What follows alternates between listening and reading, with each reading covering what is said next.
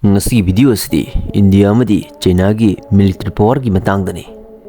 ekhoi na leibak amagi mapang kanba asi karina ni haina khanbage madudi leibak amagi mapang kanba taklibasi makhoi gi military sing aduna ne aduga khwaidagi changdaba yadaba hairagadi paisa asini paisa yamna leirabadi leibak amabu mapangal hena kanbada mateng pangi India amadi China hariba leibak ani asi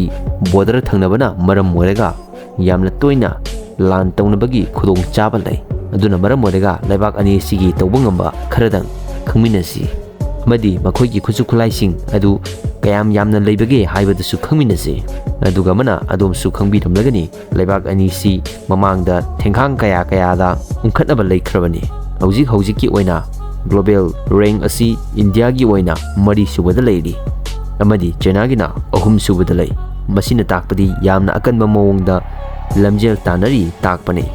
Adom soidan khangbiramlagani madudi India gi konung asi New Delhi ni haiba adubu China gi di Beijing haiba mafam asidani India gi prime minister asi kanano haiba sisu pikliwa nga ma fawbana ikhangda kangla bofamni madudi Narendra Modi haiba miyo asini Adom khangmirabra China gi president asi gi maming kari koubage mahak adudi Xi Jinping hariba nupa asini adubu mahaki chai humudraga mathoi sure mahak 1953 gi June gi tang 15 da Beijing hariba China gi mafam asida pokhi mahaki mapagi mamingna Ji Jongjun amadi mamagi mamingna Kyujin kawi mahaki political party adugi mamingdi CCP haibadi Chinese Communist Party haibni mahak party asida 1974 dagi hojik fawba mathau tawri India gi lamgi pak sauba si 3 crores 2,87,263 square kilometer ni aduga China gi apunba lamgi masing asina 9 crore 5,96,961 square kilometer ni haibadi India dagi China na saruk ahum thokpagi anidi heli haibani population da yengluragadi India asi 1.42 billion population lay aduga China gi na 1.41 billion ni lam chawba China na hinjaragasu mithoki changdi India na heli India gi GDP asi US dollar da 3.9 trillion ni aduga China gi na US dollar da 18.5 trillion ni purchasing power party da India gi na US dollar 14.59 trillion oi aduga China gi na US dollar 35,291 billion ni India gi defense budget asi US dollar da 81.4 billion ni aduga China gi na US dollar da 230 billion ni paisa thadari siga hairugadi China na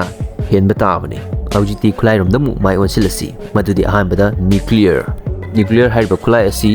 India gi di chamaga humdraga ni thoi fawba lei hairi aduga China gi na nuclear weapons asi 438 lei hairi khulai da China na India dagi khara helagasu apunba lami masingdi India na heli India gi na total personnel asi 2 crore 6,10,000 ni aduga China gi na 2 crore 5,45,000 ni active personnel da India gi 1 crore 4,55,000 ni amadi China gi na active personnel asi 2,35,000 ni reserve personnel da India gi oina 1 crore 1,55,000 ni aduga China gi na 5,10,000 khaktane makhoi gi armed force ki maming adudi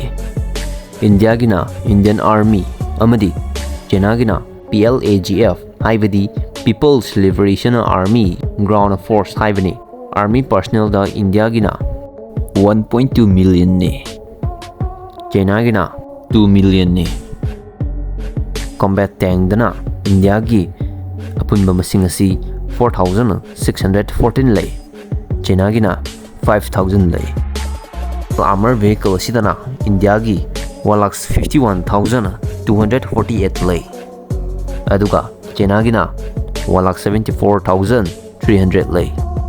infantry fighting vehicle da India gi apunba masing asi 2,500 lei adubu China na di yamna heli madudi China gi apunba infantry fighting vehicle asi 8,450 lei armor carrier dana India gi 1,730 lei asidasu China na heli China gi apunba armor carrier si 5050 ni MRAP haibadi Mine Resistant Ambush Protected haibani masidana India gi MRAP C 1696 khaktane aduga China gi na 3768 ni haibadi saruk ani di heli haibani Armor car dana India gi 37300 lay China gi na 42546 ni Self propelled artillery da India gi 140 khaktani layri basi China gi na 3850 ni Field artillery dana 3243 lay India gi niko haijari se China da di 1434 khaktani layri basi aduga rocket projector dana India gi 702 lay China dana 3180 lay level ani sig Air Force ki maming singa dudi India gi di Indian Air Force laijare China gi na PLAAF haibadi People's Liberation Army Air Force haibani Air Force personnel da amung la asi India gi na 3,10,574 ni adubu China gi di 4 lakhs khaktane India gi total aircraft asi 2296 khaktane adubu China gi di 3304 ni fighter aircraft da India gi 632 lay China gi fighter aircraft asi 1207 lay hairi attack aircraft da India gi 160 ni China gi na 371 ni multi role aircraft da India gi 454 lay aduga China gi na 1147 lay special mission gi oina di India gi 70 lay aduga China gi na 112 lay AEWACS haibadi Airborne Early Warning and Control System haibani masidana India gi taruk lay China gi na kunganipan ni layribasi Electronic Warfare da India gi ahum aduga China gi na kungataruk ni layrisi amadi trainer aircraft da India gi 4yankhai China gi na 132 lay helicopter da amung la asi India gi helicopter masing asi apunba Janipan ga humfu mapani layribasi amadi China gi na 513 lay attack helicopter da India gi oina 93 khak lay China gi di Chani ga marfuma thwini layribasi transport aircraft masing asi India gi chani ga humfunipan amadi China gi chani ga marfuma pal lay India gi tanker masing asi punna taruk ni China gi na kun ga mathwini apun ba tanker si UAV haibadi unmanned aerial vehicle haibane UAV asi India gi oina 303 lay China gi na 350 lay adubu Navy lomda mu mai onsilasi India gi na Indian Navy leijare China gi di PLAN plan hai madudi People's Liberation Army Navy haibane India gi apunba Navy personnel asi 1,42,252 ni China gi na 3,80,000 ni total Navy assets asina India gi chanigan maudra mari lay amadi China gi na 313 ni aircraft carrier gi oina di chamanare leibag anima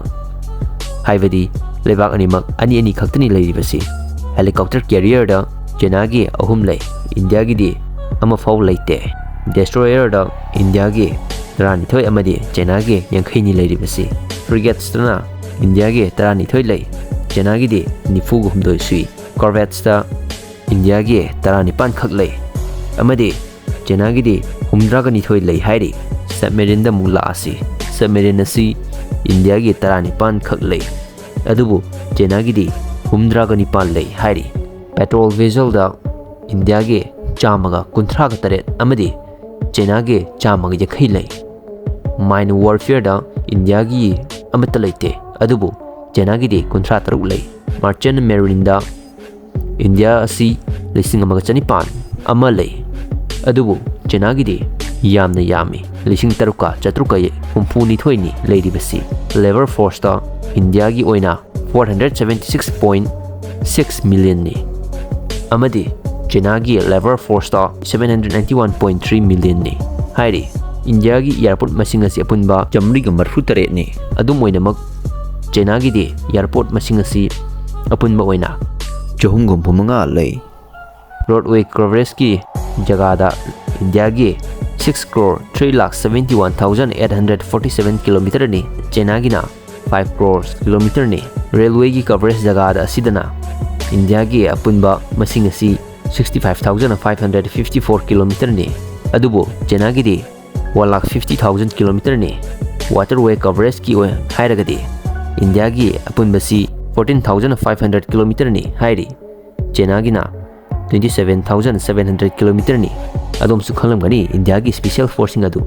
adubu khangdaba singi damakta special force khara panjaramge ahanbada NSG haibadi National Security Guard haibane anisubada SFF haibadi Special Frontier Force ahum subada SPG haibadi Special Protection Group mari subada Marcos haibadi Marine Commandos manga subada Para Commandos etc hairiba singasine matau asum tawdana China gi sulai madudi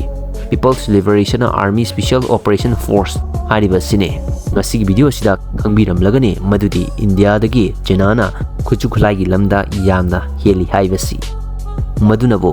China na global rank da ahum subada amadi India na mari subada leiribane ngasigi matang asida loisilage makha tawa video da amuk thengnarasi ngasigi video asi nungai biba taragadi like subscribe share comment tawiramo aduga mana aina haibada soikiba amadi walhauba yauragasu mayamna ngakpiyu maramdi tongan website chingdagi khara collection tawraga semjaba video oibana asoiba aramba kibik yaurasu mayamna ngakpiyu